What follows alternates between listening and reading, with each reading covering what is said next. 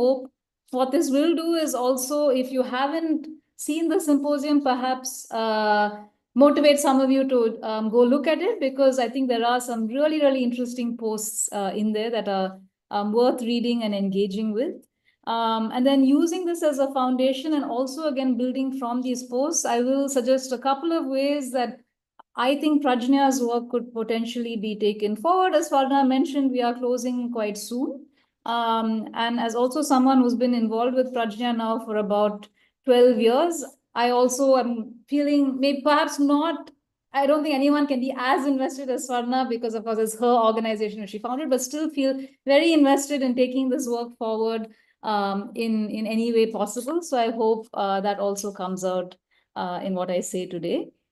Again, as Swarna mentioned, the posts in this final block symposium all centered around this key theme of gender equality, and specifically how we, largely in India, move towards gender equality over the last 25 years. Now, this is certainly a very big topic, and so perhaps somewhat predictably invited quite varied responses that also reflected each author's specialization and their own area of work and interest. What I noted firstly is that in this thematic breadth, we actually do see something of a mirroring of Prajna's own work, which I think has actually also shown quite a range in terms of topics that we have engaged with and explored over the last 17 years or so. I think, and perhaps being slightly self-congratulatory here, I think this breadth has been enabled somewhat by our flexibility as an organization, which partly arose, I think, from necessity, just kind of doing what was required at the time and where we could fit in. But I think also a sort of innate openness to new ideas and themes, which I think, again, I'd like to say comes out largely from Swarna's own intellectual curiosity. And I think that's also reflected in the different directions that Prajna has taken.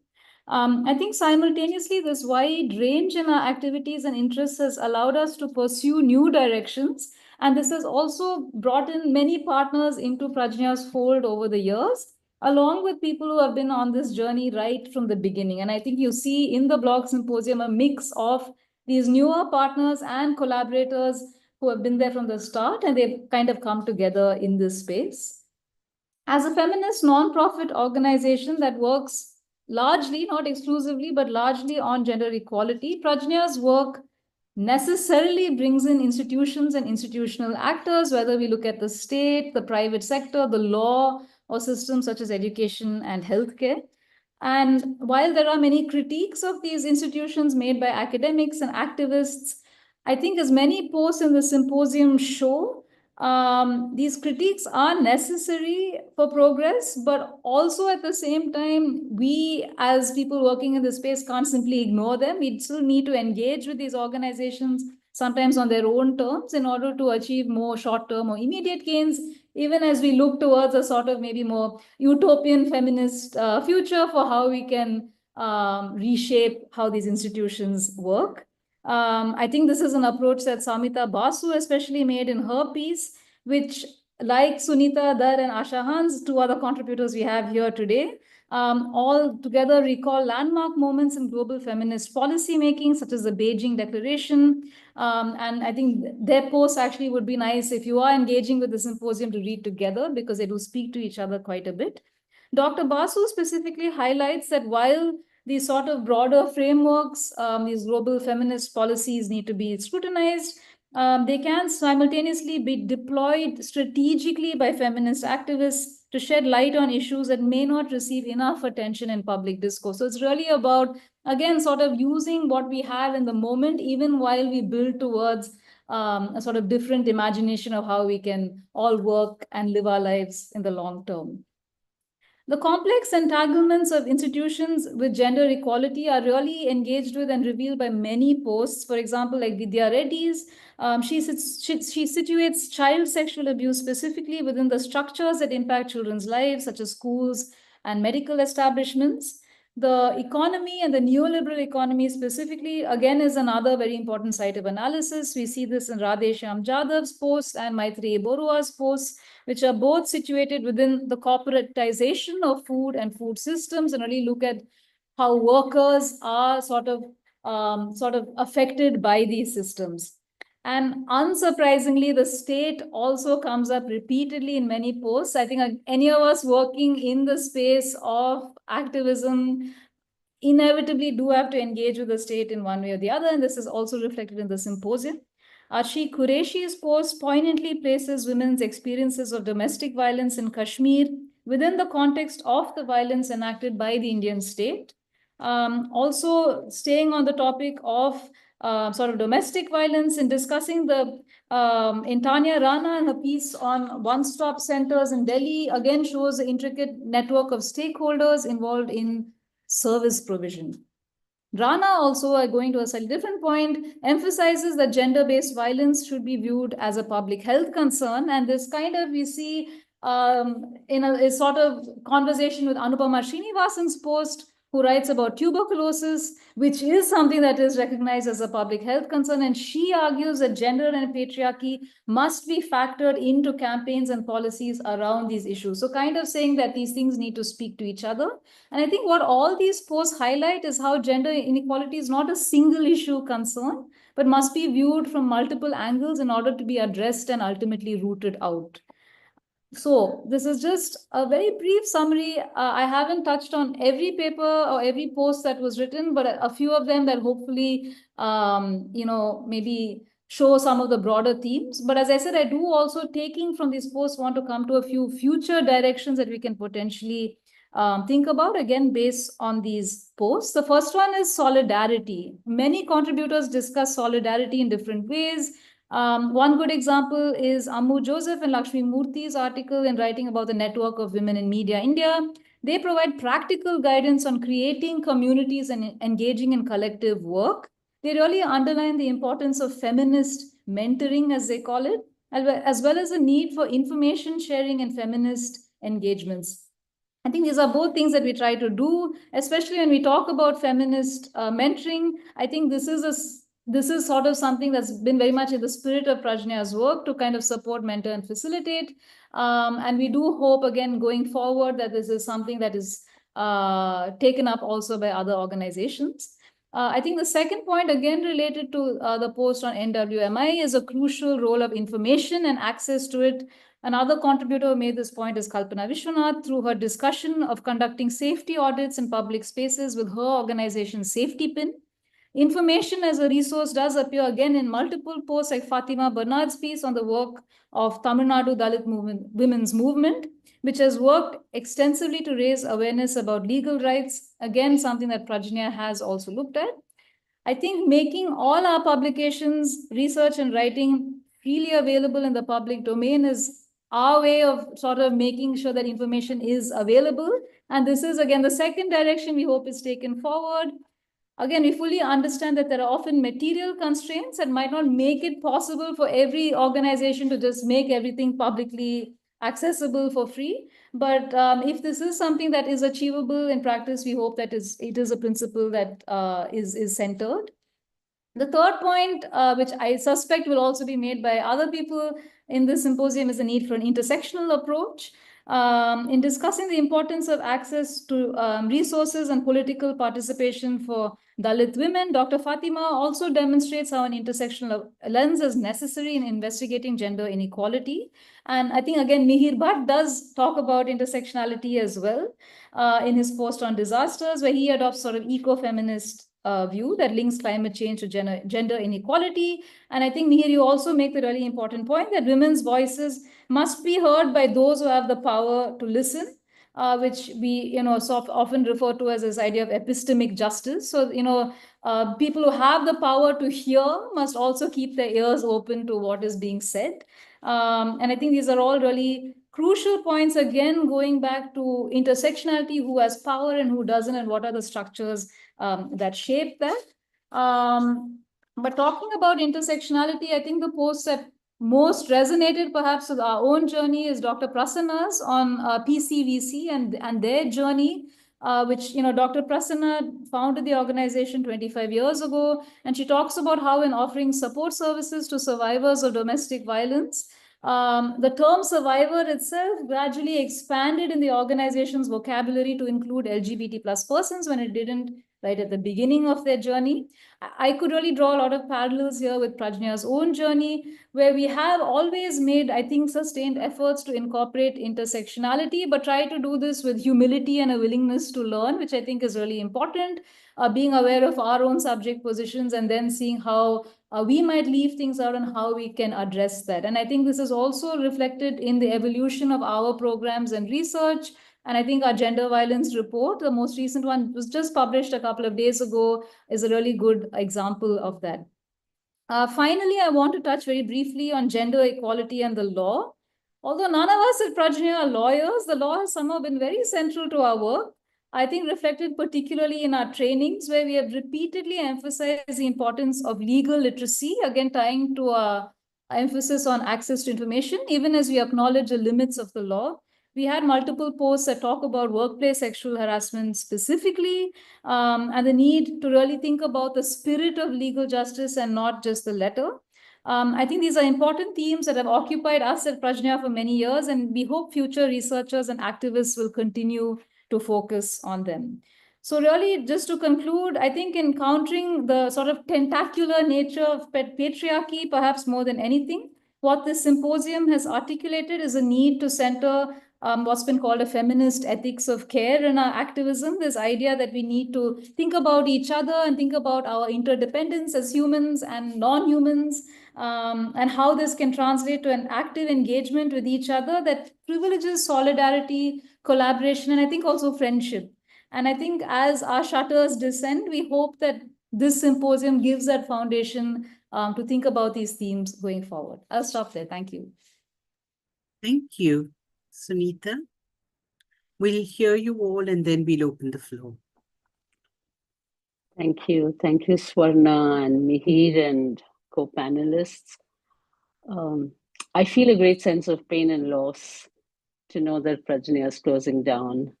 And I know, Swarna, how you, your colleagues, Shakti, many other young women and others in the journey have wanted to keep your very profound processes going. And I know that you resisted any form of foreign funding, which I think is an extremely important ethical imperative that guided what you were doing.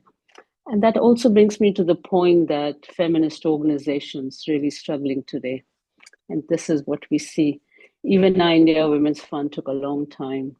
And the director, Anuradha herself, will tell stories about what it takes to reach a level at which you can even do some bits of work. Forget about the large mandate that you set for yourself and the needs that present themselves on the ground. So to me, when I look back 30 years, of course, there's much more to look back to, but I'm just in the context of this framing, looking back at the Beijing conference, because I happen to be in a unit with very dedicated colleagues and very dedicated set of feminist leaders guiding the process, that space was created so that the voices of women, leaders on the ground, diverse voices, we didn't use the word intersectionality there, but the voices of grassroots women leaders across the country were brought to the Beijing process. Of course, not everybody goes to a conference. Not everything is possible. Neither are resources available to take many of those representatives to a conference. But this was unique because more than 400 grassroots women from the country, in fact, we had the largest delegation, went to Beijing. And to do that, we had to learn to set up processes that met with their needs, from helping them prepare their passport, to visas, to accompaniment, to translations, to demystifying this entire UN structures and global processes and what does it mean, and to their voices informing the national report and creating space for them at the highest political level. And I think that journey is what still leaves one with a lot of satisfaction, but also with a lot of questions. Because one of the biggest things that hasn't happened, and I've been reading these documents over time, tracking the Beijing process as an activist, as a person who was in the UN for a decade and outside of it today, is that we have these wonderful commitments that are there in the documents that come out at the global level, at the national levels, at the regional level. But underlying each one of them is we recognize that there are implementation gaps. I mean, 30 years, and we have the same implementation gaps running through society, running through the world. And we've not been able to tackle some of the very fundamental structural inequalities, inequities, financing issues, and also to build a common political will to make a difference. So to me, I am now feeling very confused by the documents. Because what's the point of having these dreams and wonderful words describe where we have to reach? We have all the statistics, we have the data. UN Women presents this data now. In the last decade, it has been putting out so much of data on women's rights and women's issues. And yet we keep staring at the implementation gaps, particularly the gender gaps. And to me, we really need to do something far more. And Shakti, you just spoke of the issues that have been raised in your particular edition this time. So looking at the SDG data, looking at CEDAW reporting, looking at the national reports, I don't want to talk about the statistics that are there in the reports, that they're in every document and every paper. But the point is we are dealing with huge intersectional challenges across many variables. The nature of development, the nature of the fact that we're living in times of genocides, conflicts, and a very broken humanity. And I think one thing that one really felt was that over time we would have a far more of empathy, a caring. The point that Shakti you just made about what was it you said about solidarity and community building, which is where many of us on this panel, Mihir, Vidyuti, Asha, and many of the others who I heard have spent their time is building solidarity, sharing skills, sharing resources, and trying to live a simple lifestyle so that we have light footprints on this earth. And yet we find how difficult it is to transform the ground realities, which is not to say that change is not taking place, which is not to say that there is no agency in women themselves.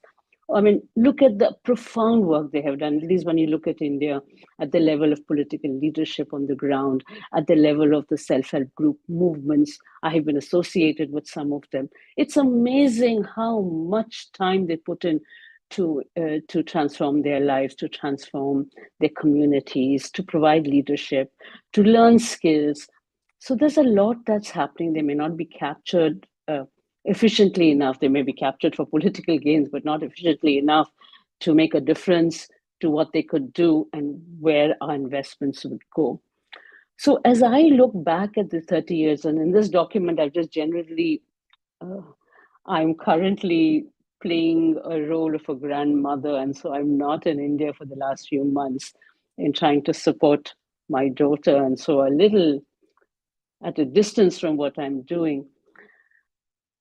I believe that it is the feminist organizations, it is the diverse women's organizations, it is the queer and trans organizations, it is the women's collectives, the cooperatives, the producer companies that are making a great difference. And we are not listening to them, as you mentioned, Mihir also speaking about listening. Who's listening to them? Who is sharing power? Who's sharing resources? And there is a constant voice that I hear now from this community, and that is, we're not around the table. No one is asking us or taking our advice anymore. There is a corporatization of the development agenda. There's a politicization of the development agenda. It is going for gains that don't necessarily translate to the kind of gains that communities are looking at. And I think, to me, that is where the huge gap lies. Now, we're looking at inequality, we're looking at the most marginalized, we're looking at the last mile connectivity, we're looking at the fact that the care economy is not valued, and there's a lot of models that ILO and others have put out there as to what can be done. We're looking at gender responsive governance. We're looking at the fact that there is threats to women's bodily autonomy. There is new forms of gender-based violence, the issue of older women, the way that technology is evolving and impacting communities positively, but there's also a cost to it. But most importantly, I think we're also looking, in Beijing, we didn't look at financing. We looked at all the commitments that the countries had to make, which was one of the most transformative documents that the global community had evolved, and there was a consensus around many of the issues, but we never looked at what would it cost. And even today, when we look at how much money or what are the budgets, not budgets allocated, but budgets spent and revenues generated in comparison, we find that financing for gender equality is below 1%, maybe a little up here and a little down there, but we do not have sufficient financing. And to me, that represents the lack of interest, because you can always make commitments and you can always look at that this needs to be done and that needs to be done, and this project has been run and that agenda has been taken forward. But the point is to be able to address structural barriers, discriminatory practices, feminization of poverty, gender-based violence. And we need to invest. We need to invest in prevention. We need to invest in building women's institutions. We need to invest in leadership development of a very different kind. Collective leadership development is what we're talking about. And we also need to be having systems in place that build accountability. There is no point building models and small pilots if you do not have a transparency in our accountability. If our data doesn't speak to the reality, then we're not making much progress. So I think those are concerns that stay with me and are concerns that in the Beijing process are being articulated time and again. We do know that there has been an impact of the demonetization, COVID, and other global politics and policies that have impacted, communities on the ground. So what is it that we're looking at? If we look at some of the voices of many, many groups on the ground, diverse groups, and I'm speaking across caste, class, when we look at the most marginalized voices, that of Dalit, Adivasi women, queer, just women with disabilities, what are they talking about? We're talking about gender affirmative economic justice and rights, and looking at the burden of, unpaid care work, strengthening. We're looking at strengthening public services and infrastructure. There's no point having a smart city if it doesn't speak to the needs of the urban poor, the women vendors, the vegetable vendors on the streets. And most of the women are in the informal sector and they are in the public spaces. So if you're not designing infrastructure that caters to their specific needs, then we have missed the boat. There's no point having the light and sound show and the most beautiful lights and the most beautiful bridges if we do not build the work, the lives, and the meaning of work for women and other vendors. This is not just about women and queer and trans, it's about all workers on the street who have a right to a workplace, a safe workplace, a fair workplace, where they can access transportation, they can access sanitation services, they can take care of their children, and so many of these other needs. The other point is that while we have we have the highest numbers of women in local governance, and we hope that the same comes true quickly. I mean, we have the law, the act, but at the higher levels of political representation, we do know that there's a lot of backlash on women in leadership on the ground. There's a lot of violence, structural violence, caste violence, communal violence that they experience.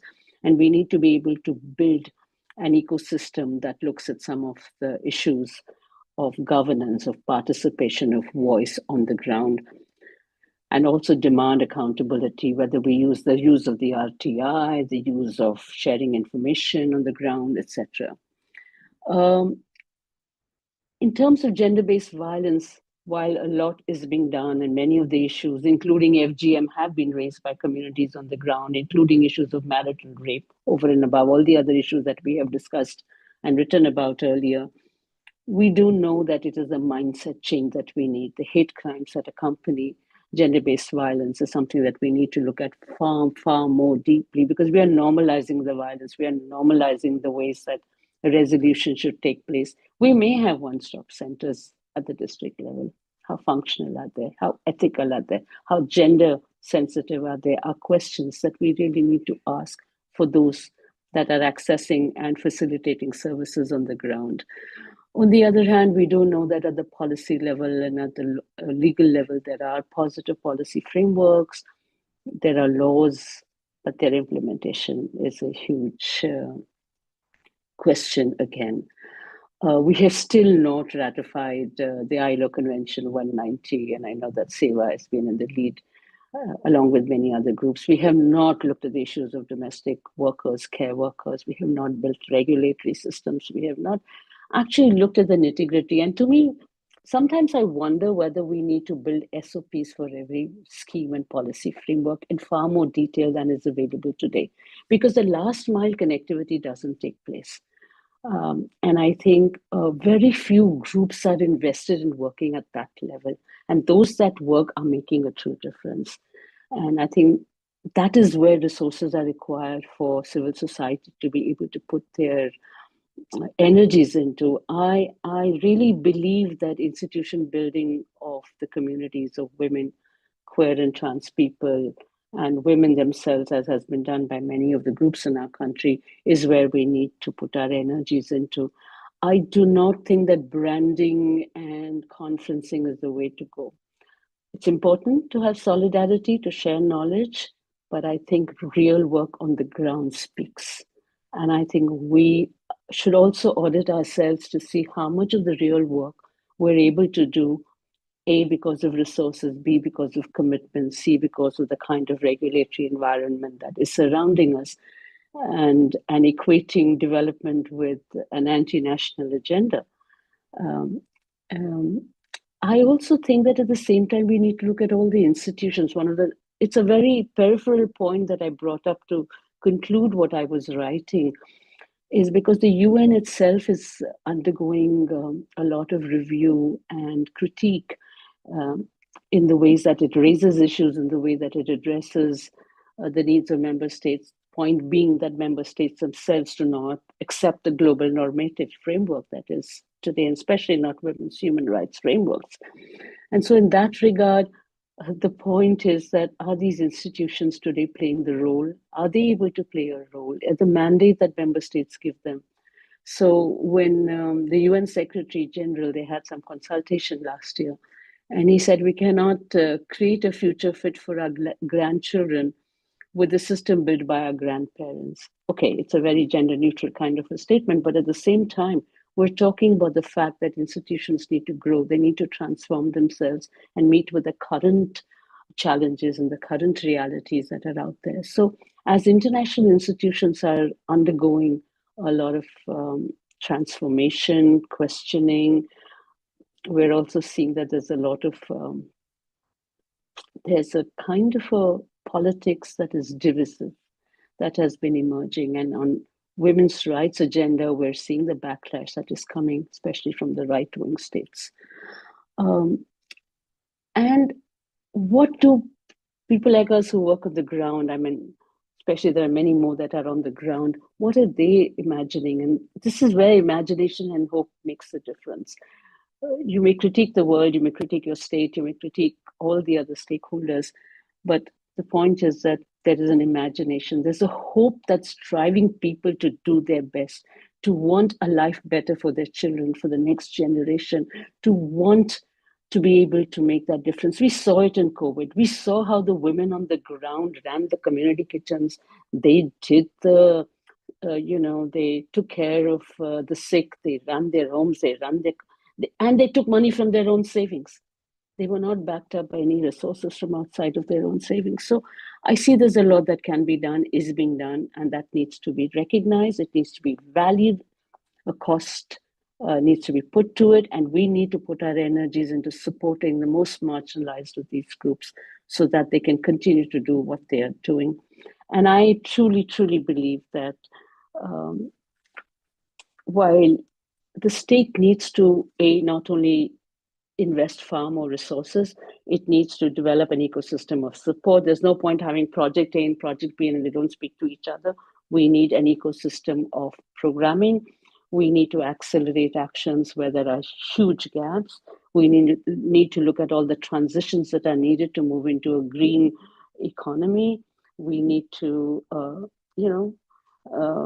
have innovative partnerships. I'm quite disappointed to know that the private sector foundations and all who speak a lot about gender equality are quite afraid to get into the area of gender-based violence because they still see it from a cultural lens and not a human rights lens.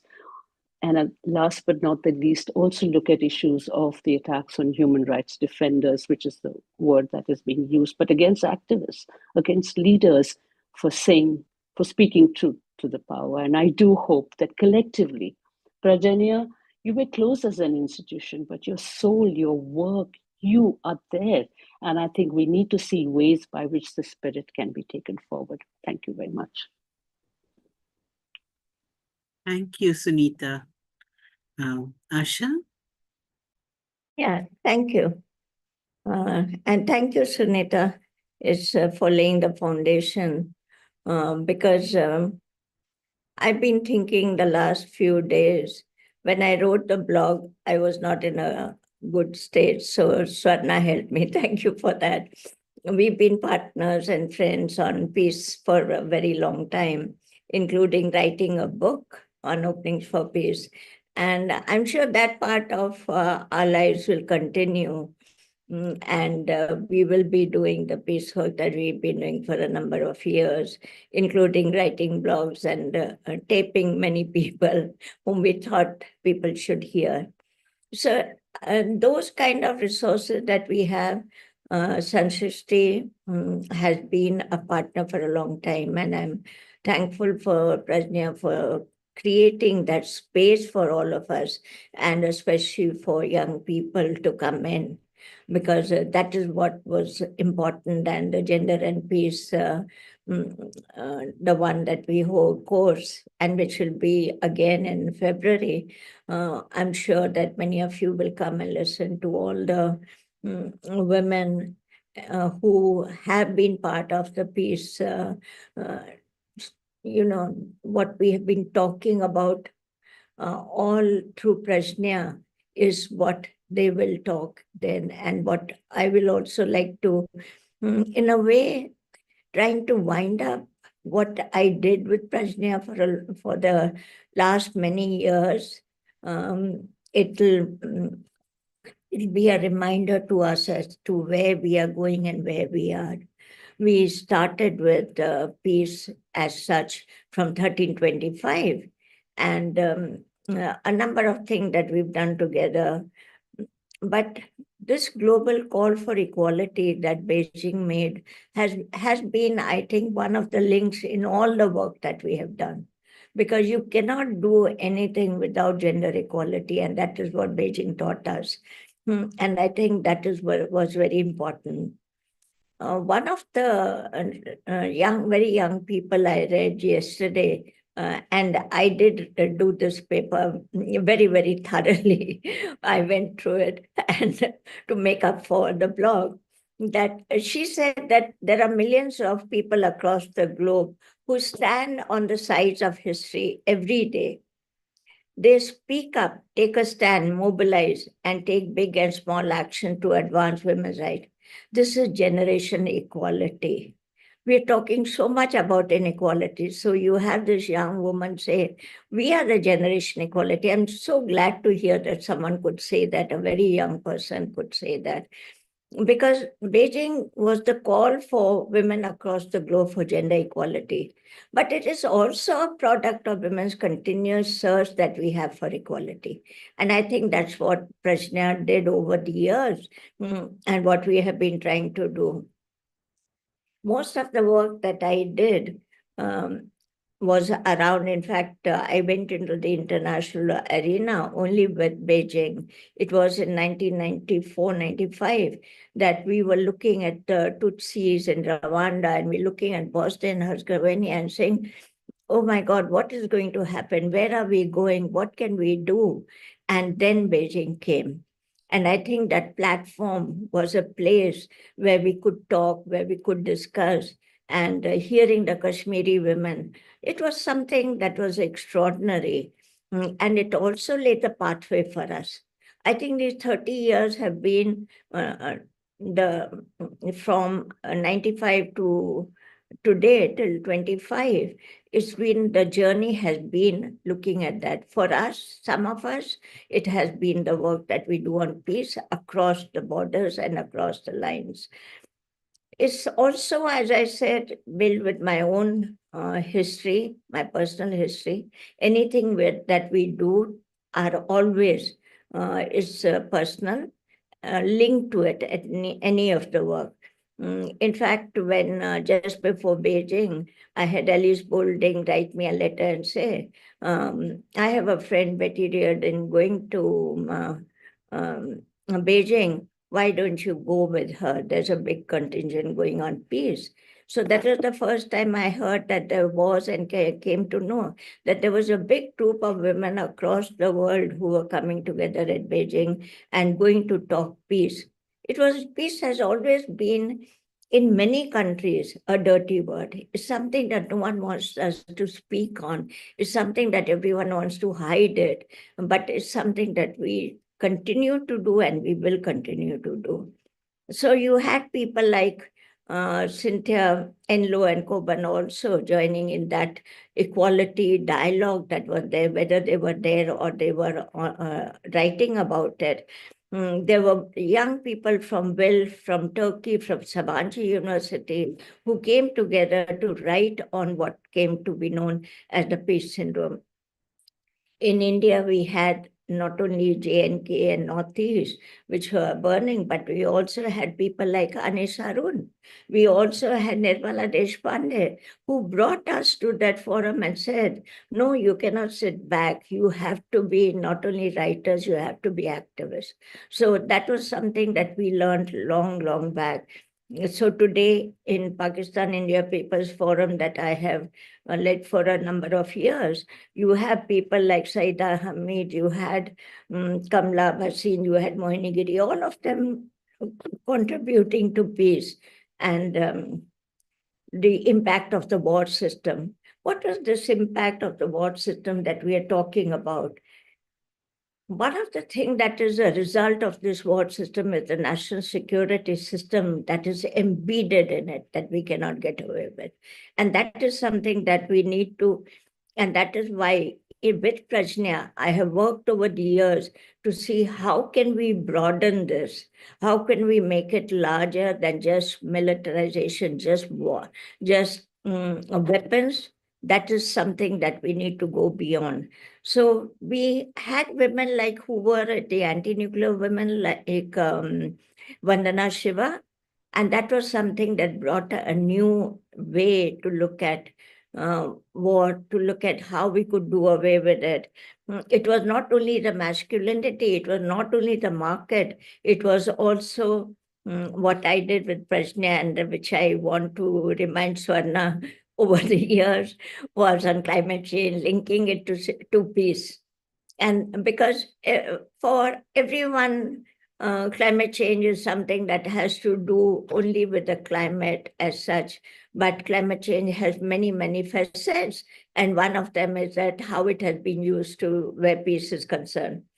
So people like me thought that we are facing a systemic crisis and that we need to change. We cannot separate the fact that we are living through a climate crisis from the fact that we are not legally able to decide about our own bodies. For example, with sexual health and reproductive rights, these things are connected. What it does to your body and what it does to the state, it is something we have to link it. And these are the links that came through the Beijing Platform for Action, which provided the leadership for environment and peace. And that was something that we brought it to the forefront, that this needs to be linked.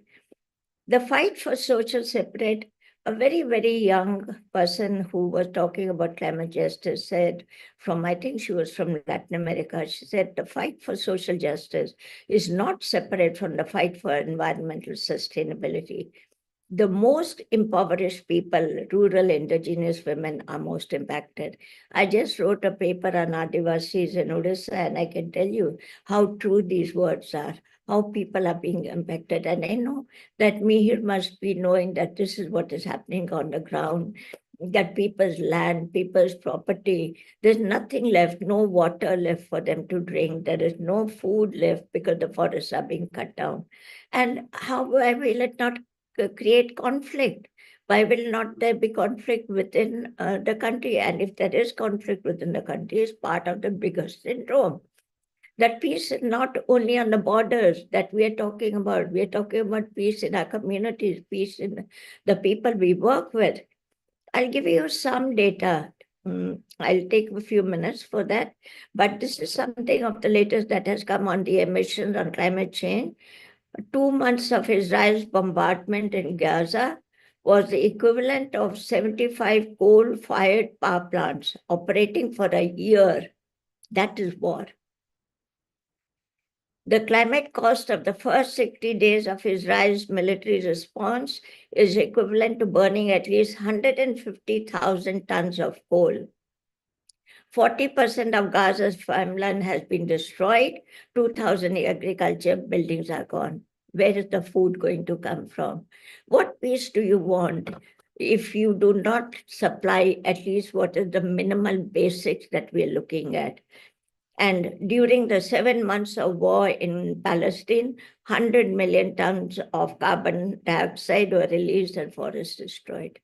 So it's not, you can see the enormity of what is happening when a war takes place. Whether it is Ukraine, I have friends in Ukraine, and they keep writing the women that this is what is happening. This is, food, water, all that is something that we are trying for. But there are good things also. In Dubai, at COP28, the Conference of Parties on Climate Change marked a significant milestone, the adoption of a declaration on climate relief, recovery, and peace. And that was the day for peace it was declared. Very difficult for countries to agree to have a day of peace. But COP28, the civil society was strong enough to see that. From 95 to 25, what we have learned, in fact, Betty Reardon, before she died, 2 years, she had been after me, let us write a book. We need to write a book linking peace, patriarchy, and climate change. And that was the last thing that she wanted. And I hope that even if Prajna is not there, it's been in my mind that we should do something like that.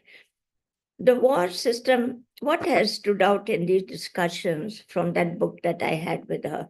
The war system has not declined from Bosnia-Herzegovina, from Kargil to Palestine, is still there. Last week, 74 children were killed. Forget about the disability.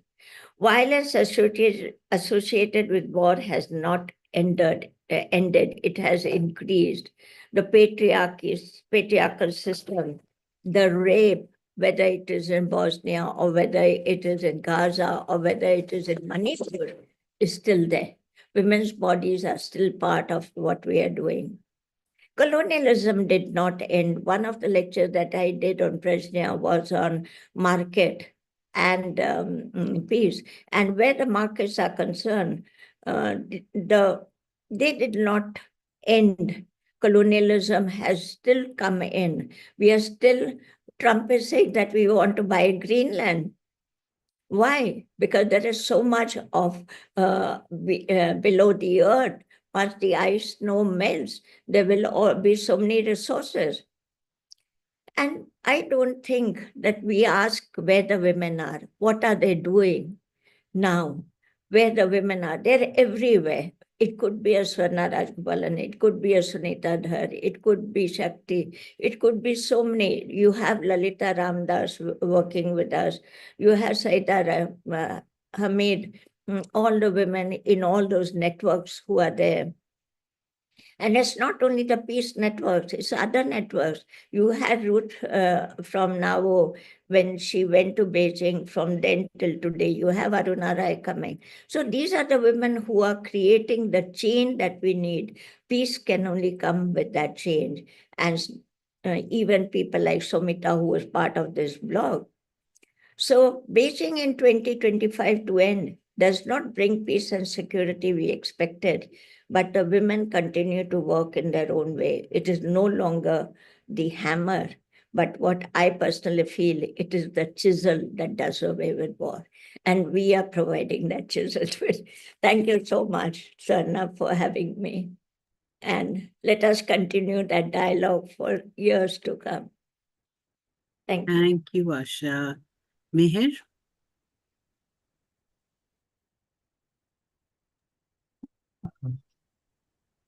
Thank you, Swarnaji.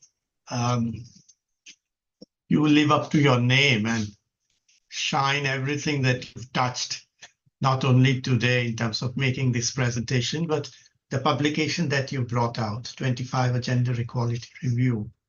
And I can't think of something done with such ease and humility and no budget at all and no structures and teams, and with such natural way it has come out, and we find it extremely useful for our work to come. And that was the reason we very much thought that publication is one, but it should spread far beyond where it has.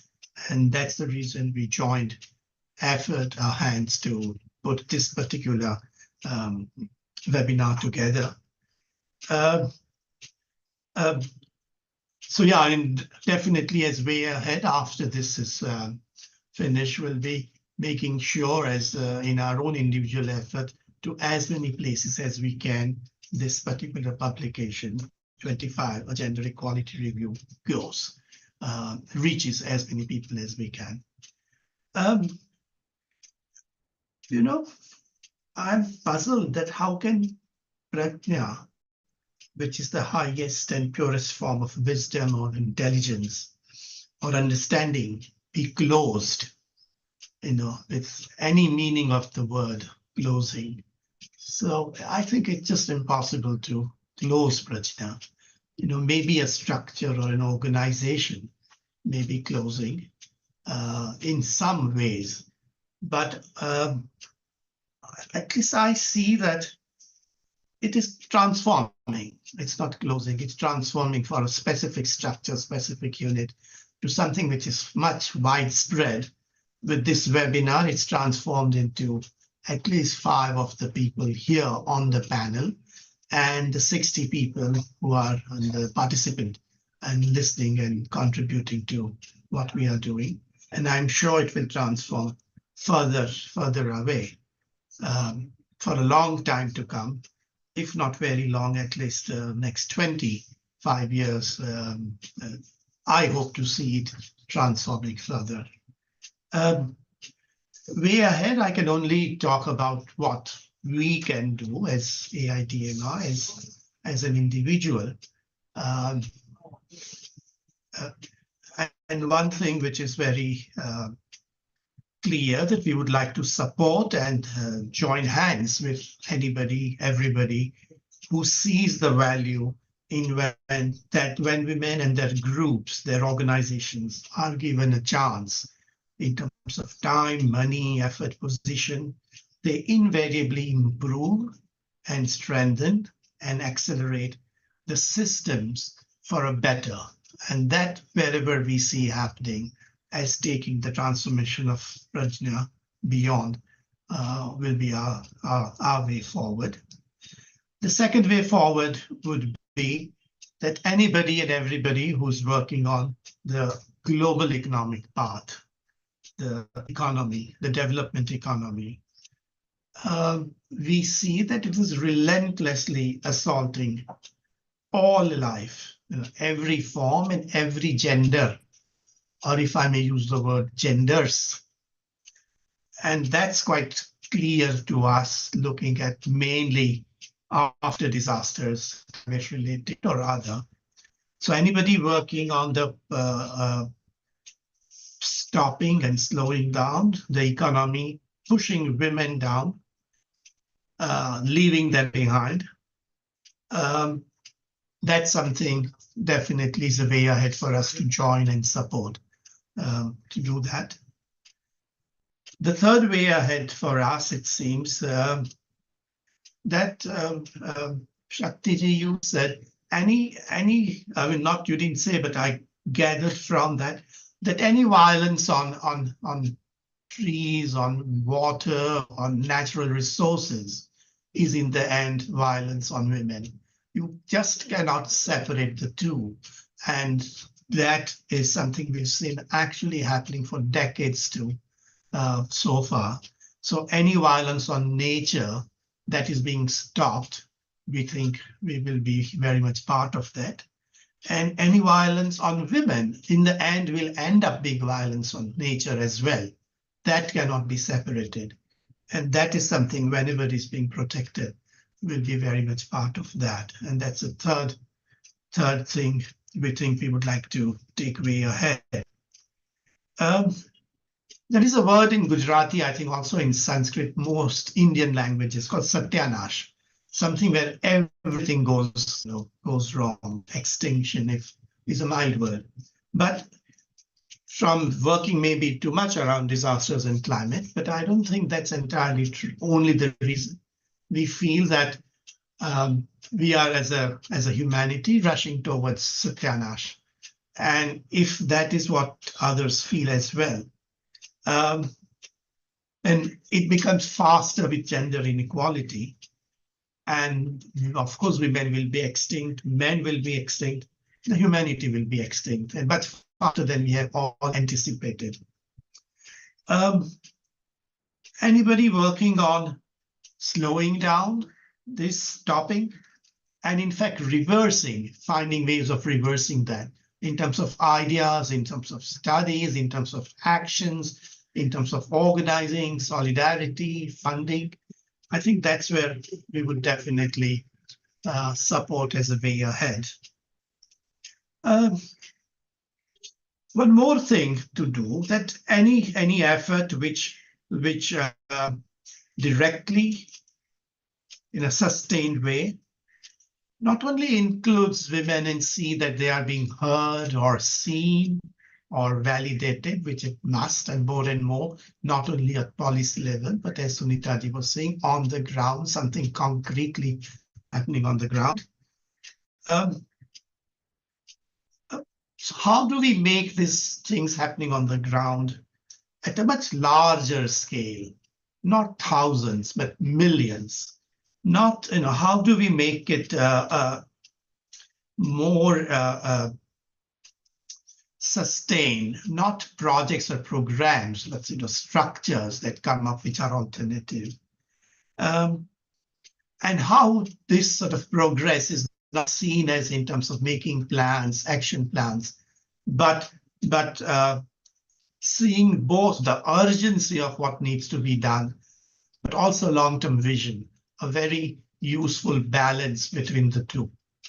And that is something that definitely at all level and all sectors is, if it's happening, we think that's the way ahead, and we would like to join that. And perhaps the last is I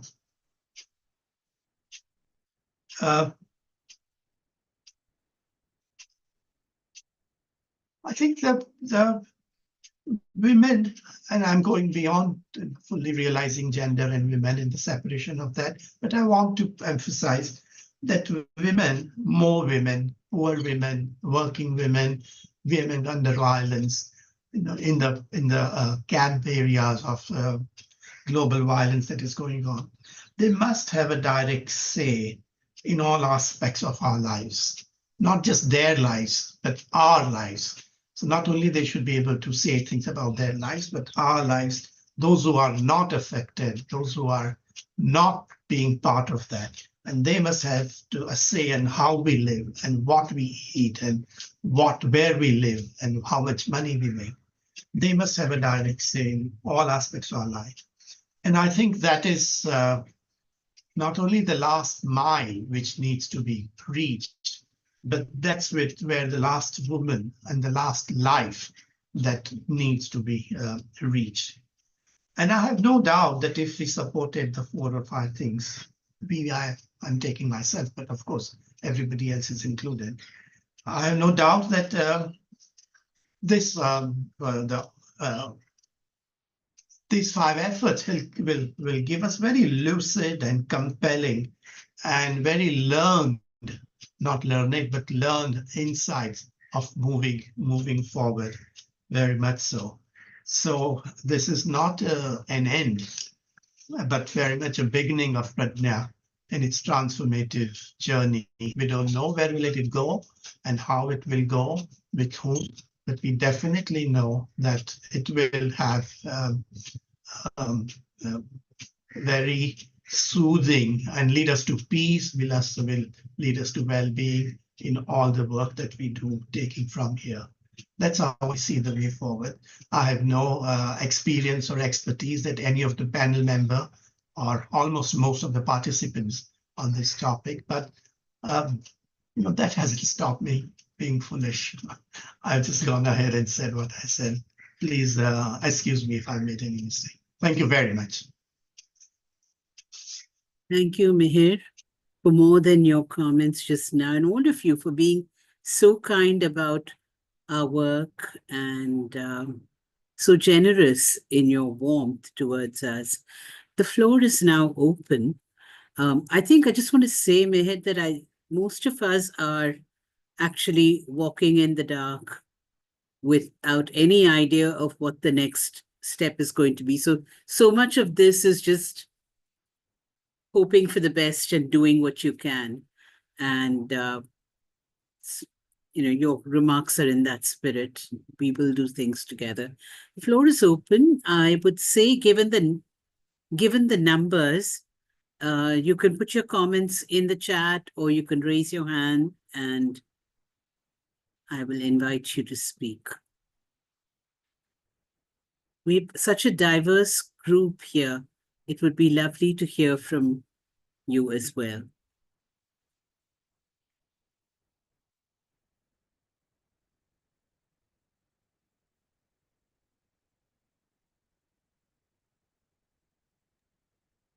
I think, Swarna, it doesn't have to be questioned.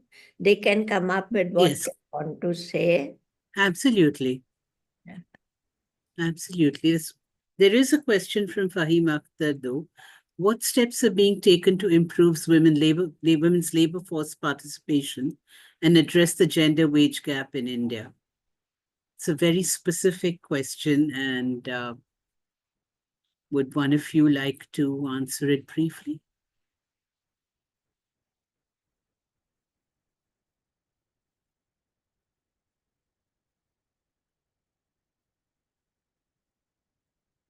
I'm not a labor force expert nor women's participation, but while other panel member say, I just wanted to raise two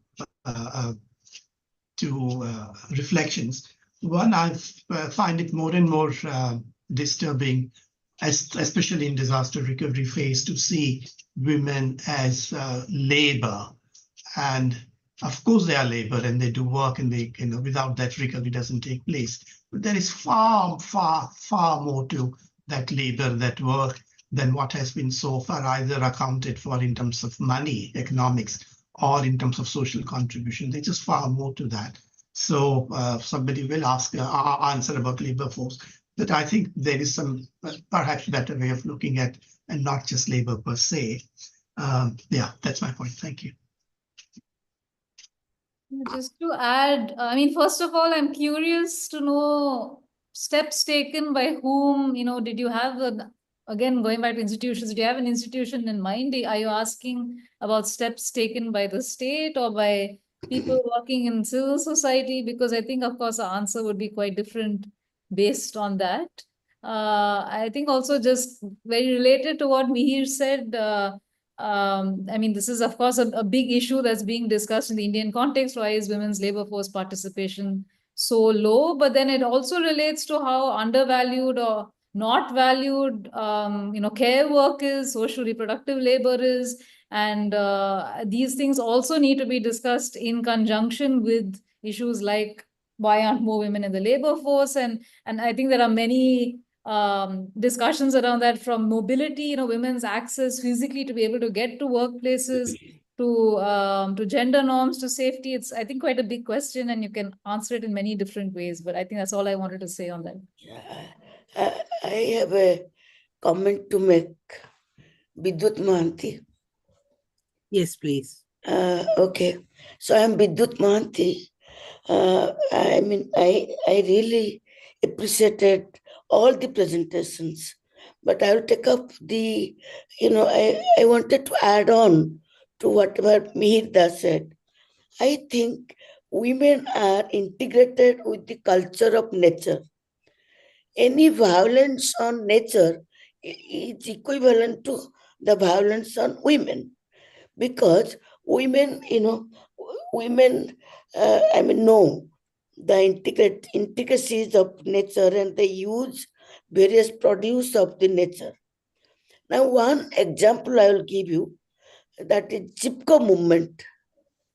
When the women were debarred from getting the forest produce, and the company wanted to cut down the trees, the women tried to prevent them. And what they did, they just hugged the trees. And that way, the Chipko movement could save the nature. And that had positive impact on climate change. So it's the women's collective which has a big role in preventing the deterioration of climate change. Thank you.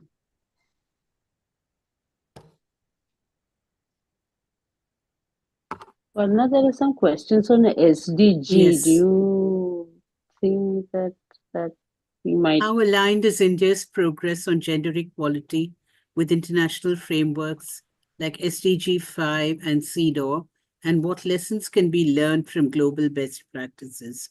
But there is another question on SDG 5. How is this project connected with targets and indicators of global goals in general for gender equality, and particularly SDG 5? I'll answer that one briefly and say the blog symposium was essentially a reflection on progress made or not made in qualitative terms from a variety of working locations on this question. And Gautam, is a question, what would our organization look like if our gender equality goals were met? Srijana Karki asks, how do interministerial collaborations in India work to achieve gender equality, leveraging funds and programs? And I think the questions are related, so I'll just put them all out there together. And, Can I go back to the labor question? Sure. I've been doing some work in the field on that, and with women who have very, very little. And in a world of corporatization, so much of corporate, and with no jobs for them in that corporate, because they are not educated, the literacy levels are very low, they cannot join those markets, then it becomes very difficult, because the state is still looking for literate people. And the only option then is what Vidyut was talking, and which is happening all across the country, is women forming collectors. And I'm not talking here about the self-help groups. I'm talking about women's collectors that come together, whether they are working, for example, I'm doing some work on the indigenous people in Odisha, and the women working there. You have nothing left if you don't have the forest. What do you do? And you are put into slums where there is very little work except daily labor. So this kind of job that has come to them, I've seen women collectors form and do tremendous amount of good job. And that is even where the state then has to come in and help them. Otherwise, it happens that they're just left marginalized completely. and with very little food, very low nutrition, all those things are there. But the state programs that are there are still not good enough for the very, very poor and marginalized. I think we need to do better, and maybe all of you who are here is something that we need to think about of how do we promote the state to say that this is what, because state is not the only one. You have all your economies in the hands of the corporates. So we have to, that is where the final, it is where you have to work.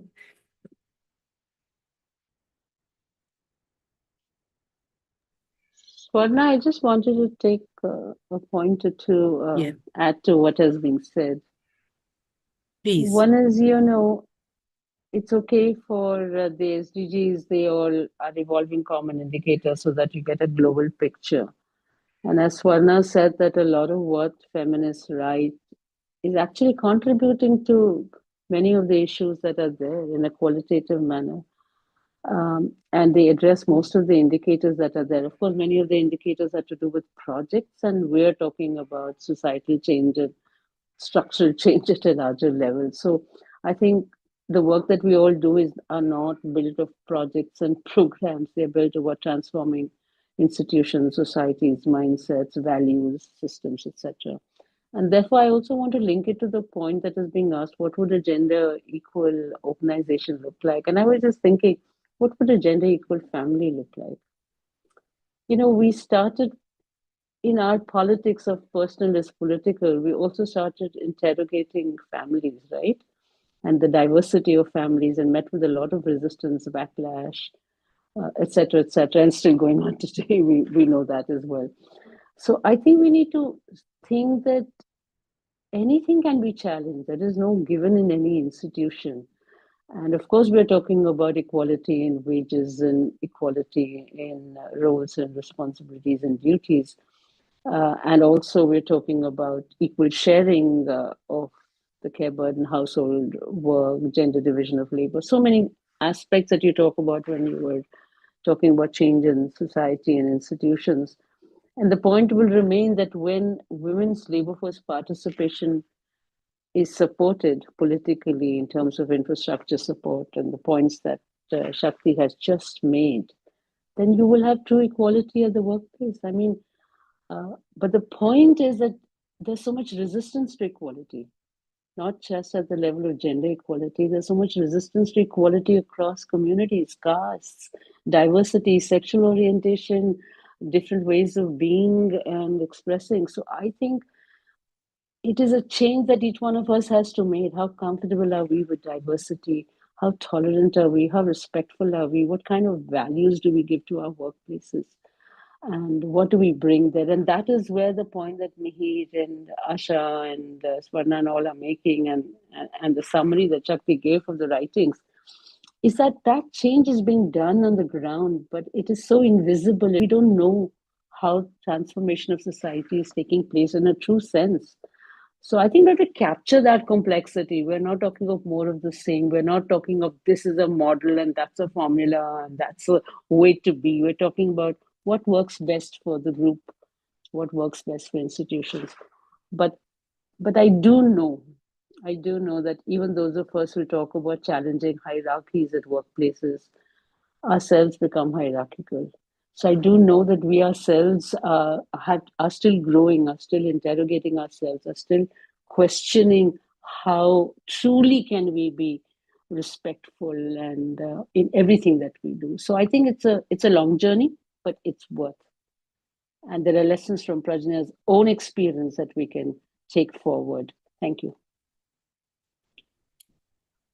I do want to add to that because we have a way of, the state is so ever present in our heads. We have a problem and we immediately say, what is the government doing? What has the government done? What are the ministerial indicators? Which policies work, don't work?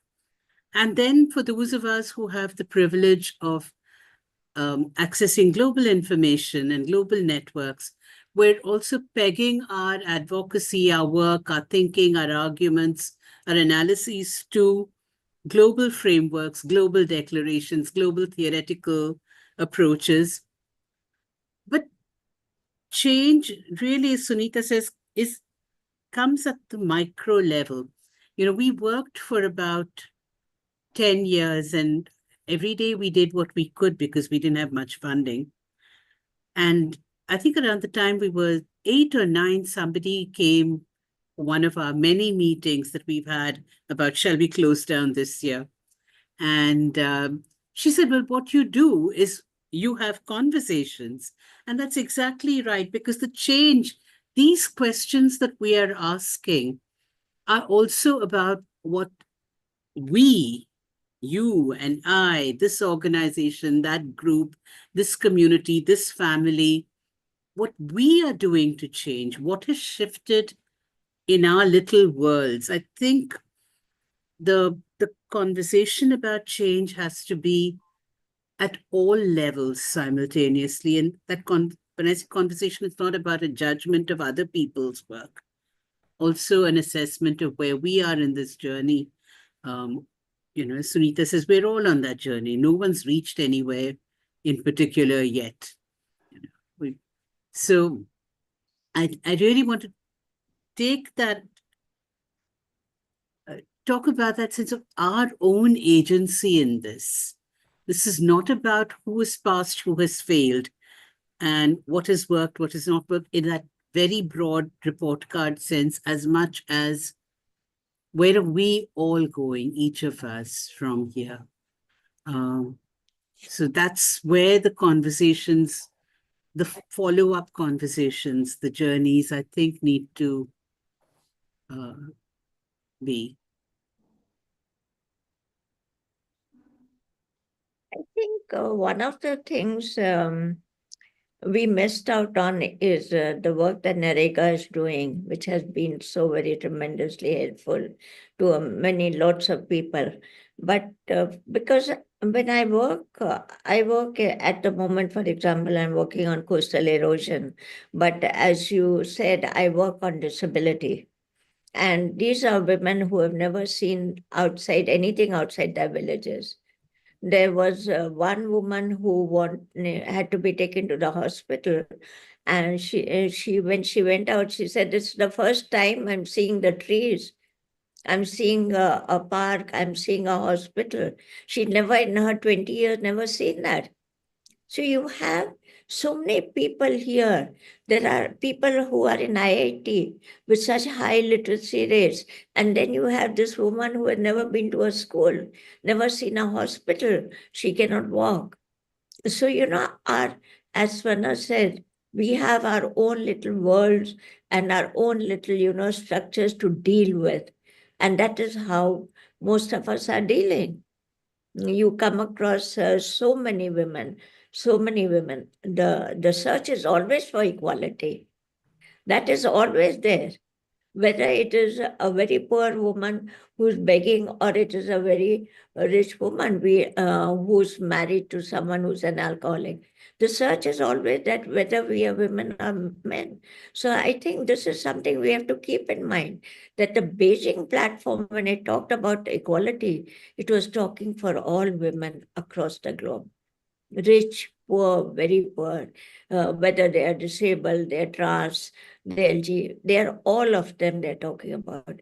And I think we need to, and what you said, Swarna, is right, but so difficult, so very difficult. The only thing we learned from all our experiences over the last, SMRC is finished 40 years now, is solidarity and networking. We do that, I think half our job is complete. I work with you, I work with Sunita, I work with Mihir, Shakti. It makes our strength so much more. And we don't think of what is there and who's there. We are there together. Our solidarity matters. And that is why when you talk about Prajna closing down, it cannot. Because we have that solidarity. It has been built for so many years. And that cannot go away. Anything else can go away. Structures can. But hearts, our networks cannot go anywhere. No, indeed. I also want to say, just to clarify that when any of us in this conversation mean solidarity, we're really not talking about meeting at conferences and retreats. We're just talking about being there for each other's work, for, doing what we can when another person reaches out and says, can you just help me find somebody? Can you just, and I want to recognize that in our 18 years, Mihir, Asha, Sunita have all been those people for us. Do you know somebody who, do you know where I can read about? Is there another way for me to think, I want to do this? Will you be a part of it? Because on my own, I only have the idea. I have no capacity. This practical everyday being, it's not the events, it's not the banners, it's not the news report. This is the solidarity. All of you in this call, your being here through this meeting is an act of solidarity that we all think there is so much more to do and that we can do it all together. Any last words from anybody on the panel? Swarna, may I? Absolutely. So I was just thinking the profound words that you were looking at the journey of Prajanya and how it has evolved and the meaning it has given to lives and words and processes. It'd be nice to write about it. I don't know. I mean, because, we forget our processes, we forget our journey, we look at the destination, but there is no destination, there is the journey. And I think it'd be nice to be able to record it. Yeah. Lovely. Thanks. I agree. Please consider. And we do. Piece. Remember, we did that journeys piece, which we talked about. Yes. We had moved forward, and it was a good one. Yeah. We do have an internal oral history project underway, and not sure where that'll go, but it's there. So, and there's been much public ranting over the years that is in the public domain. But thank you all very much for this. Meher, I'm so glad you gently urged me to do it, as is your way, because on my own, as you know, we would have just said, oh, we did the blog symposium, we posted it in 3 places, and that's good enough. But it made so much difference to have so many people listen to all of you and your summaries and your responses to the contributions. And I think it also did justice to the work of the contributors that we took the time to do this. So thank you. Thank you all. And back to the host.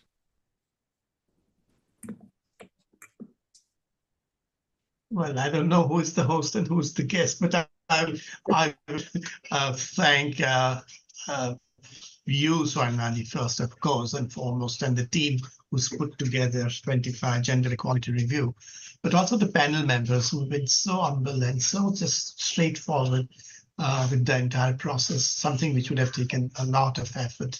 I've not been able to do enough justice in terms of inviting and doing what I should have, so please forgive me. But I really appreciate such effortlessly you've just been part of that, all the panel members and the participants who's joined. I really appreciate how my colleague was quickly looking at it, a number of countries, a number of organizations, type of organizations. It's quite something. So thank you very much for participating. If there is any idea, any suggestion that anybody has, please feel free to let Swarnaji know, let us know. And as I said, Punarapi Jananam, there is a transformation taking place and births taking place. So somewhere this will be born and take life of its own. Thank you very much. Thank you, Manish, for all your work. Thank you very much. Thank you. Thank you very much. Yeah. Bye-bye. Bye-bye. Bye-bye.